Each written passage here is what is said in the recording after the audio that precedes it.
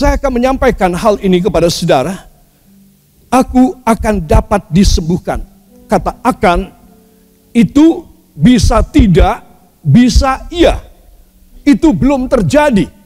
Jadi nanti saya akan bicara lebih dulu sebelum saya mengajari saudara untuk menumpangkan tangan. Dan bagaimana iman yang seperti apa yang membawa hasil. Maka saya akan memberitahu kepada saudara bahwa aku akan dapat disembuhkan. Berarti aku juga bisa tidak disembuhkan.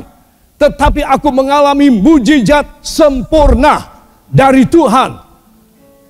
Ya saudara, ini yang penting saya perlu sampaikan kepada saudara. Para kekasih, dalam Kisah Para Rasul pasal yang ke-14, mohon dibuka.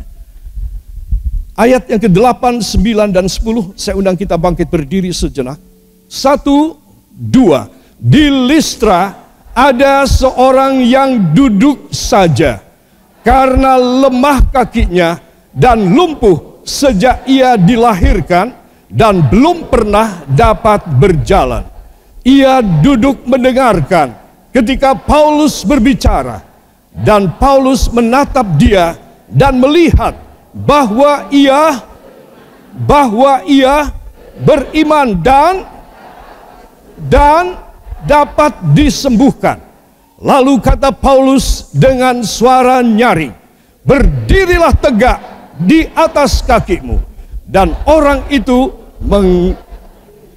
melonjak berdiri, lalu berjalan kian kemari. Dan orang itu, 1, 2. Dan orang itu melonjak berdiri dan berjalan kian kemari. Amin. Terima kasih, silakan duduk kembali. Saudara, apa yang kita baca ini? Saudara, orang yang tidak pernah berjalan sejak lahir. Kita tidak tahu persis berapa usianya, tapi dia sudah dewasa. Ya, saudara, mungkin antara 20 sampai 30 tahun. Dan dia tidak pernah bisa berdiri. Dia tidak pernah bisa berjalan, apalagi melonjak. Saudara, tetapi mujizat terjadi ketika orang ini, saudara, dia duduk saja dan mendengar Paulus berkhotbah. Katakan, duduk saja dan mendengar firman. Tidak ada yang dikerjakannya. Hanya duduk saja dan mendengar firman. Karena dia percaya, dia melonjak berdiri dan berjalan kian kemari dalam nama Yesus. Amin. Saya mau bilang apa? Saudara mau bilang apa? Ini adalah satu pekerjaan Allah di mana saya dan saudara harus yakin, aku pun bisa disembuhkan atas kehendak Tuhan Yesus. Atas seizin Tuhan Yesus, aku pun akan disembuhkan. Pagi hari ini saudara harus yakin. Jangan cuma saya yang yakin, tapi saudara semua harus yakin dan percaya bahwa kalau Tuhan bekerja dan memberikan rencananya bahwa saudara masih diberi hidup lagi. Nanti akan saya jelaskan untuk apa dikasih hidup lagi. Setelah disembuhkan, itu kita hidup, kita segar bugar. Untuk apa itu? Atau, katakan, atau saya pulang ke rumah Bapa dalam kesembuhan sempurna. Melepaskan daging saya. Diberi tubuh yang baru. Yang sama dengan Tuhan Yesus. Amin. Luar biasa. Agungkan kepala ke samping, katakan luar biasa.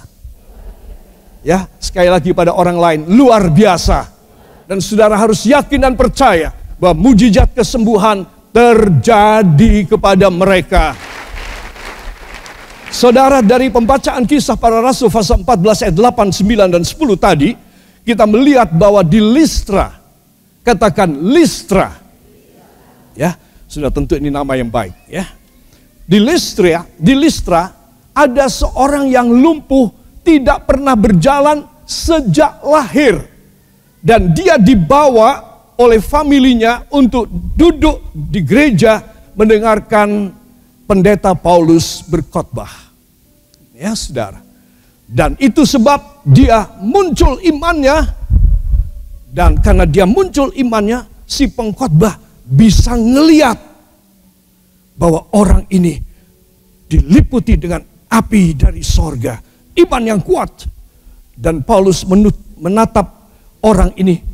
Dan Paulus berkata, "Hai saudara, berdirilah dalam nama Yesus." Apa yang dikerjakan oleh orang ini, saudara? Dia melonjak. Berdiri dan melonjak beda atau sama? Ya, ini orang dari lahir tidak pernah berjalan, tidak pernah berdiri. Lumpuh total. Tetapi ketika Paulus berkata, dan Paulus sebelum berkata dia menatap mata wajah dari pria ini. Dan Paulus diberitahu oleh Roh Kudus, suruh dia berdiri. Karena dia punya iman. Ya, saudara. Dan kemudian Paulus berkata, berdirilah. Dan dia melonjak. Orang yang mengalami jamahan Allah, dia bisa berbuat lebih banyak dari yang diminta. Saya ulangi.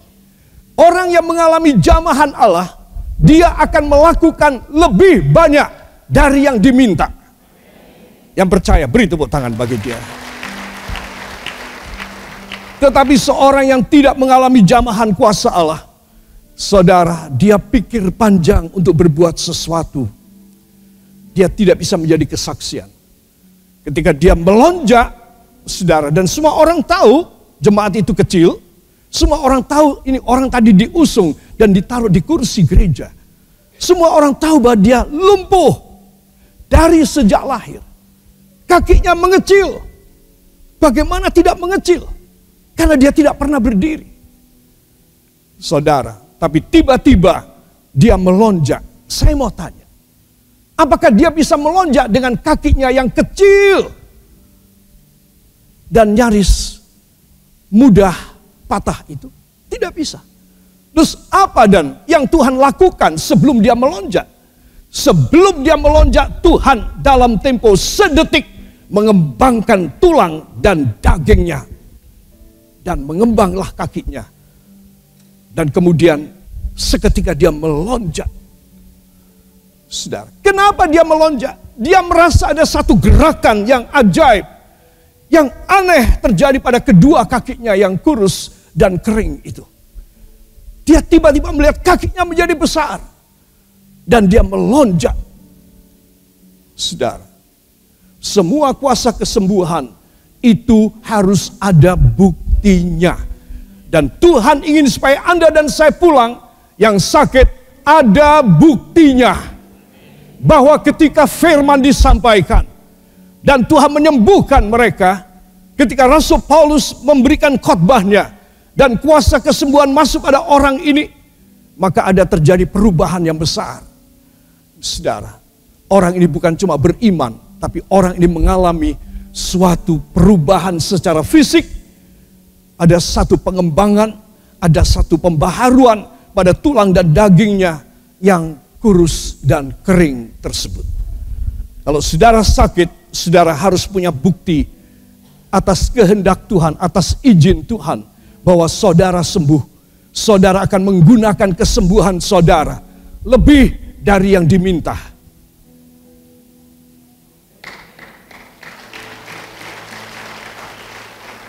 Kalau saudara seperti pria ini di Listra, ya saudara, Paulus berkata berdirilah, maka dia melonjak. Tadi saya sudah bilang, orang yang mengalami kuasa Allah, saudara, mujizat terjadi pada dia, akan melakukan lebih banyak dari yang diminta. Kalau saya dan saudara diminta dan kita hanya bisa berada di bawah permintaan, kita tidak pernah mengalami mujizat. Kita bukan orang yang percaya kepada Tuhan Yesus. Kita tidak punya iman yang bekerja di dalam hidup kita. Saudara, iman hanya bekerja pada orang-orang yang mengerti akan firman. Kenapa pria ini saya katakan bisa mengalami dan melakukan lebih banyak dari yang diminta oleh Paulus? Karena dia mengerti firman. Katakan, karena mengerti firman. bila saya mengerti firman, saya akan mengalami hal yang sama. Amin.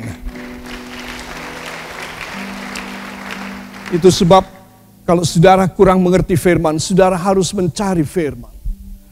Saudara, kalau saudara sehari saja tidak baca Alkitab, harusnya saudara lemes hidupnya. Harusnya saudara miskin. Harusnya saudara nggak bisa apa-apa. Tapi ketika saudara dalam kelemahan dan saudara datang kepada Tuhan, saudara membaca dari Alkitab saudara, atau saudara mendengarkan kembali khotbah saya, saudara dalam tempo beberapa detik, mujizat terjadi dalam tubuh saudara. Iman saudara menjadi kuat, pikiran saudara menjadi ke arah Tuhan Yesus kembali, dan mujizat terjadi pada waktu itu. Sebab itu apa yang terjadi pada pria ini? Kita harus melihat dong, kita harus menganalisa sedikit secara simpel dan sederhana. Oh, yang terjadi pada dia menerima firman, lalu dia percaya. Firman ini akan membuat mujizat di dalam dia. Itu sebab harus ada satu sinyal yang keluar dari mata orang percaya, dari wajah orang yang percaya kepada firman Tuhan. Sinyalnya apa? Sinyalnya masuk pada mata dari Paulus. Dan Roh Kudus berkata, kamu lihat, orang lumpuh itu punya iman yang kuat. Perintahkan dia berdiri. Dalam tempo beberapa detik Paulus berkata, hai saudara, berdirilah di atas kakimu. Saudara, apa yang dia lakukan? Apa? Melonjak. Diminta berdiri, dikerjakan melonjak. Saudara, itu sebab anak-anak Tuhan perhatikan, Tuhan hanya memilih orang untuk bisa melayani dia setelah sembuh. Tuhan juga memilih orang-orang pulang ke rumah Bapa di sorga setelah dia meninggal dan tidak sembuh di dalam dunia. Ingat dua perkara ini. Kalau saudara disembuhkan, kalau saya disembuhkan, maksud Tuhan hanyalah supaya kita melayani Tuhan dan melayani jiwa-jiwa yang lain. Itu maksud Tuhan. Kalau Tuhan tidak bermaksud demikian, pasti saya dan saudara diangkat masuk dalam kerajaan sorga. Yang percaya beri tepuk tangan bagi dia. Gampang kan? Susahnya apa? Dua hal ini mudah kan? Jadi, saudara jangan bingung. Saudara milih dipakai Tuhan, tetap hidup sembuh dari penyakit, atau saudara meninggal dan pulang ke rumah Bapa di sorga. Saya mau tanya, tolong dijawab, pilih yang mana? Repot nih pilihannya. Ya, saudara pilihannya adalah terserah kehendak Tuhan. Kalau saya dan saudara terserah pada kehendaknya, maka itu adalah Tuhan langsung membuat pilihan buat saudara. Anakku, pulang. Maka kita, jangan dulu Tuhan, jangan dulu. Ini ada rencana saya mau mantu Tuhan. Tuhan ini saya baru mengelamar pekerjaan. Tuhan kalau saya dapat gaji besar, saya pasti kembalikan persepuluhan buat engkau deh. Saudara, bisa apa tidak? Bisa nolak apa tidak? Tidak bisa, saudara mau tidak mau. Apapun rencana saudara yang sudah matang digodok pakai rice cooker begitu lama, sekalipun saudara, engkau harus tetap taat pada rencana Tuhan. Saya kembali pada pria ini yang bisa disembuhkan. Katakan, orang yang bisa disembuhkan. Karena Tuhan menghendaki demikian. Supaya setelah dia sembuh, dia melayani Tuhan. Dia kerja buat Tuhan. Makanya Tuhan sembuhin dia. Tidak kasih mati dia. Dalam nama Yesus. Amin. Itu sebab ini awal, ini prakata, ini adalah pendahuluan dari sebelum mujizat terjadi. Sudah harus mempunyai, apa sih maksud Tuhan? Untuk aku dikasih kesembuhan, apa sih maksud Tuhan? Tidak kasih kesembuhan sama aku atau pada si X, tetapi meninggal.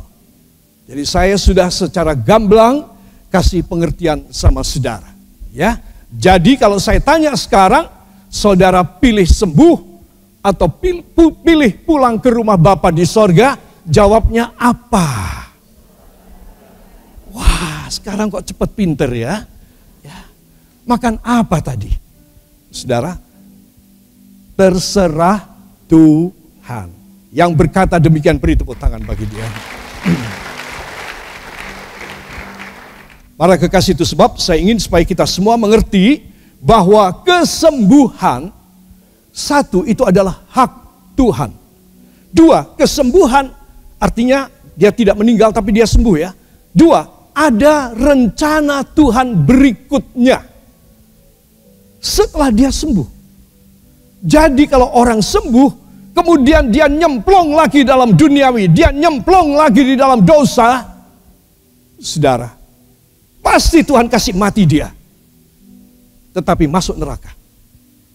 Ya, itu sebab kita harus mengerti untuk apa kita disembuhkan, agar supaya kita melayani Tuhan dan melayani jiwa-jiwa yang lain. Amin. Beri tepuk tangan bagi dia. Para kekasih, saya minta supaya kita semua mengerti tentang prinsip ini, dan supaya saya dan saudara paham apa yang menjadi kehendak Tuhan bagi kita semua. Orang yang sembuh saya tulis pada kategori mujizat. Artinya dia tidak meninggal, dia sembuh, dia segar kembali, dia bugar kembali. Kategorinya mujizat. Fungsinya apa? Kalau dia tidak jadi meninggal, tapi dia hidup, dia sembuh. Fungsinya adalah harus kerja buat Tuhan. Nah, sekarang, para kekasih, mungkin pada tempo-tempo yang lalu, waktu-waktu yang lalu, puluhan tahun, belas tahun yang lalu, saudara pernah mengalami mujizat dan saudara disembuhkan. Tetapi sekian lama, sampai pagi ini saudara mendengar firman, saudara belum melayani Tuhan. Maka saya perlu memberitahu bahwa saudara perlu segera melayani Tuhan. Di gereja ini ada banyak pelayanan yang saudara bisa. Nggak ada pendidikan, tidak ada kursus, tidak ada pelatihan. Asal mau terjun langsung melayanan. Gampang kan? Pendetanya tidak macam-macam. Tidak mempersulit, tidak ada ongkos, tidak ada tenaga ekstra bagi saudara. Saudara percaya pada Tuhan Yesus bahwa saudara mengalami kesembuhan tempo hari, mujizat terjadi pada saudara. Saudara, engkau menyerahkan diri kepada Tuhan. Bapa, hamba mempersembahkan hidup hamba. Tempo hari engkau telah menyembuhkan hamba, tapi hamba tidak melayani engkau. Sekarang hamba mengerti untuk apa hamba disembuhkan. Untuk apa saudara hamba atau istri atau suami atau anak atau orang tua hamba meninggal. Hamba tahu sekarang untuk apa. Saudara. Nah, di sini pentingnya kita tahu ya saudara, kategorinya kalau saudara mendoakan orang dan orang itu sembuh, itu kategorinya mujizat.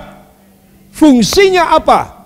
Supaya orang ini melayani pekerjaan Tuhan. Yang paham beri tepuk tangan bagi dia. Ada dua ayat sekaligus saya akan ajak Anda membaca. Yang pertama pada Injil Markus pasal yang ke-6 ayat yang ke-13. Markus 6 ayat 13 para kekasih. 1, 2. Dan mereka mengusir banyak setan dan mengoles banyak orang sakit dengan minyak dan menyembuhkan mereka. Amin. Dan orang-orang pada mengoles, membubuhkan minyak pada tangannya dan mengoles orang-orang sakit dengan minyak dan menyembuhkan orang-orang sakit. Ya, saudara. Hebat sekali ya. Ini adalah pola. Ini adalah pola, cara, teknik dari Allah untuk seorang manusia berdosa yang mungkin juga sedang sakit, tetapi ketika dia mengulurkan tangan dan mengoles dengan minyak seseorang yang lain, saudara, dia melakukan tindakan pelayanan. Katakan tindakan pelayanan dan tindakan iman. Maka orang tersebut akan disembuhkan. Ya, jadi di sini kita membaca dengan jelas ya. Dan mereka mengusir banyak setan dan mengoles banyak orang sakit dengan minyak dan menyembuhkan mereka. Katakan, ini luar biasa. Sekarang saya paham. Yang paham beri tepuk tangan bagi Tuhan. Jadi para kekasih, kenapa kita mendoakan orang supaya ada mujizat terjadi? Ya. Supaya apa? Supaya dia bisa melayani Tuhan.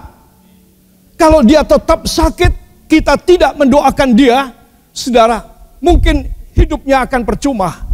3 bulan lagi kemudian dia meninggal barangkali, atau 3 tahun lagi. Tapi selama 3 bulan atau 3 tahun dia tidak melayani Tuhan. Bisa juga 30 tahun dia bertahan dalam penyakitnya yang kronis. Saudara, orang sakit itu tidak harus mati. Tidak selalu sakit terus mati, enggak. Saudara, Tuhan memberikan waktu untuk dia. Jadi kalau sampai 3 bulan atau 3 tahun atau 30 tahun, dia tidak melayani Tuhan tapi dia tetap sakit. Bukankah ini namanya sudah jatuh ketimpa tangga pula? Saudara. Semakin banyak sengsara orang ini. Bayangin kalau 3 tahun dia cuma sakit aja. Dia nggak bisa melayani Tuhan. Nggak bisa berguna bagi orang lain. Itu sebab tindakan kita mendoakan orang sakit. Memutus mata rantai pengangguran. Supaya orang-orang pada disembuhkan. Dan orang-orang pada melayani Tuhan. Itu sebab besok minggu bawa lagi orang-orang sakit. Dan saya yakinkan Anda bahwa mujizat mudah terjadi. Mujizat tidak sulit terjadi. Mujizat mudah terjadi. Saya yakinkan saudara. Lepas dari hak prerogatif dari Allah yang dahsyat. Tidak. Aku mau dia pulang ke rumahku. Sudah cukup bagi dia. Dia harus pulang ke rumahku. Dia harus lepas dari kelelahan, kecapean, dan kesakitannya. Saudara yang kekasih, itu sebab Markus 6 ayat yang ke-13 kita sudah baca. Kita akan buka Yakobus 5 ayat 14. 1, 2. Kalau ada seorang di antara kamu yang sakit, baiklah ia memanggil para penatua jemaat, supaya mereka mendoakan dia, serta mengolesnya dengan minyak dalam nama Tuhan. Amin. Saudara, ayat ini begitu jelas. Kalau ada dalam jemaat yang sakit, maka panggil penatua jemaat. Artinya pelayan-pelayan sidang kalau di gereja kita. Saudara, dan kemudian mereka akan menumpangkan tangan dengan mengoles minyak pada orang sakit ini dalam nama Tuhan. Maka orang-orang ini akan disembuhkan. Amin. Jadi 2 dasar ayat ini, Markus 6:13, Yakobus 5:14, saudara, itu harus saya dan saudara mengerti jelas. Saudara, dan saudara harus yakin ketika saudara mengulurkan tangan dan menumpangkan tangan dengan minyak, saudara melakukan firman. Katakan, saat itu saya melakukan firman. Saat itu, orang sakit ini akan mulai melayani Tuhan sesuai izin Tuhan. Beri tepuk tangan bagi Tuhan. Itu sebab sekarang saya ingin kita semua bangkit berdiri bersama. Dan kita akan segera mempraktekkan. Para kekasih, saya mohon supaya semua saudara yang Pertama-tama, saudara dalam keadaan sakit saat ini barangkali. Ya mungkin saudara pikir, sakit saya cuma flu saja. Ya, flu itu bisa COVID, ya, saudara. Dan itu bisa tetap berbahaya. Saya tidak perlu mendoakan, nanti lama-lama sembuh sendiri. Ya, emangnya saudara orang manusia yang ajaib. Ya, lama-lama bisa sembuh sendiri. Lama-lama bisa kembali menjadi apa. Tidak. Ya, saudara, kalau saudara merasa aku sakit, maka saya minta saudara mengangkat tangan kanan saudara dan taruh tangan kiri pada bagian tubuh yang sakit. Ya, mana bagian tubuh saudara yang sakit? Siap? Sekarang berdoa bersama dengan saya. Terima kasih Tuhan Yesus. Hamba mulai paham mengapa hamba harus disembuhkan. Supaya hamba bisa melayani jiwa-jiwa. Melayani rumah Tuhan. Oleh sebab itu, hai penyakit, aku perintahkan engkau dalam nama Yesus. Sembuh, sembuh, tinggalkan tubuhku. Aku akan melayani Tuhan dalam nama Yesus. Hidupku berguna sesuai dengan firman. Mujizat terjadi dalam nama Yesus. Aku disembuhkan atas seizin Tuhan Yesus. Angkat dua tangan, ucapkan terima kasih kepadanya. Terima kasih Bapa. Semua katakan terima kasih Bapa. Terima kasih Yesus. Terima kasih Roh Kudus. Beri tepuk tangan bagi dia. Haleluya. Hanya di dalam nama Tuhan Yesus Kristus, Juru Selamat dan Penebus kami. Dan kita semua mengaminkan. Amin. Beri tepuk tangan bagi dia. Silahkan duduk kembali. Saudara, sekarang saya mau tanya. Ayo dirasa-rasain. Masih sakit enggak? Ya. Siapa yang tadi sudah didoakan oleh diri saudara sendiri dan yakin bahwa saudara disembuhkan? Tolong angkat tangan. Siapa yang tadi sudah berdoa dan yakin sudah disembuhkan dengan gagah perkasa, angkat tangan saudara. Beri tepuk tangan yang baik bagi Tuhan. Saudara, saya perlu memberitahu hal ini. Karena kadang-kadang tidak ada orang mendoakan kita, betul apa tidak? Ya. Tetapi kita harus yakin, kita harus percaya. Ketika Ibu Gembala masih ada, beliau masih mendoakan saya kalau saya sakit. Kalau beliau sakit, saya mendoakan. Sekarang siapa? Ya. Saya sendiri harus mendoakan diri saya. Dan saya harus yakin bahwa mujizat terjadi kepada barang siapa yang percaya. Ya, yang percaya pada Tuhan dan mengerti maksudnya kalau aku sembuh untuk apa. Begitu. Jangan hanya percaya aku pasti disembuhkan. Iblis bisik, betul. Ayo yang beriman, yang kuat, doa supaya kamu sembuh. Nanti kalau kamu sudah sembuh, aku akan ajak kamu dan aku ajari kamu berbuat dosa yang baru, ya. Iblis juga suka kalau saudara sembuh. Kalau saudara nggak ngerti untuk apa sembuhnya. Tetapi kalau saudara ngerti untuk apa saudara disembuhkan, yaitu supaya saudara untuk melayani Tuhan dan jiwa-jiwa, saudara-saudara sudah punya prinsip ini. Katakan, sudah punya prinsip ini. Maka iblis, setan, dan lain sebagainya tidak berani meminta saya melakukan dosa. Amin. Itu sebab saya ingin mengajak semua saudara untuk mempersembahkan hidup saudara, supaya hidup saudara benar-benar tulus, kudus, lurus, dan benar di hadapan Tuhan.